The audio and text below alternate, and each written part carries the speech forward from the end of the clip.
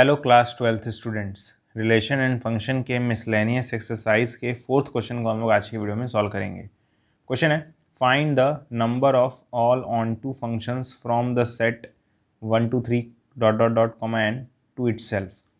Question का मतलब समझिएगा, कह रहा है आपको ऐसे फंक्शंस पता करने हैं जो 1 2 3 डॉट डॉट डॉट एन से लेकर खुद पे ही डिफाइन हो 1 2 3 डॉट डॉट डॉट एन। ठीक है, जनरली कोई फंक्शन होता है वो ए से बी डिफाइन होता है, मतलब एक सेट से दूसरे सेट के ऊपर। ठीक है, लेकिन क्वेश्चन में कहा है ना इटसेल्फ, मतलब ये फंक्शन इस वाले सेट से लेके इसी वाले सेट पे ही डिफाइन हो। ठीक है, तो यानी हमारा जो फंक्शन है वो कुछ इस प्रकार से है एफ फ्रॉम ए टू ए। ठीक है, और हमें पता करना है ऐसे कितने फंक्शन होंगे जो कि ऑन टू होंगे और वो इस सेट से इस सेट पे डिफाइन होंगे। Number of onto functions पता करना है, काउंटिंग करनी है ऐसे कितने फंक्शन होंगे जो इस सेट से इस सेट पे डिफाइन होंगे और ऑन टू भी होने चाहिए वो।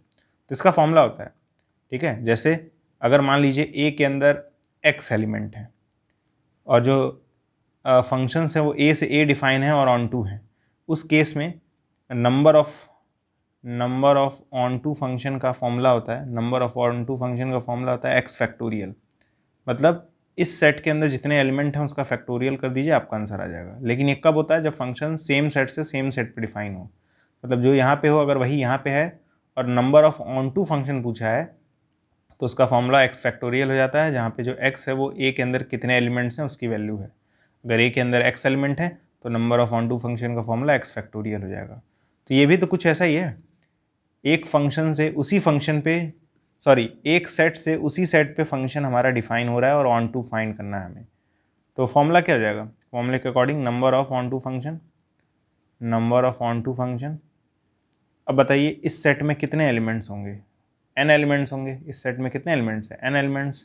तो x फैक्टोरियल मतलब n फैक्टोरियल। मैंने क्या बताया था, इस सेट के अंदर जितने एलिमेंट्स होंगे उसी का फैक्टोरियल कर दीजिए, वही हमारा number of onto function होगा। तो इस सेट के अंदर n एलिमेंट्स हैं, इस सेट के अंदर n एलिमेंट्स हैं, तो मैंने n का ही फैक्टोरियल कर दिया, उतने ही ऑन टू फंक्शन होंगे जो इस सेट से इसी सेट पे डिफाइन होंगे।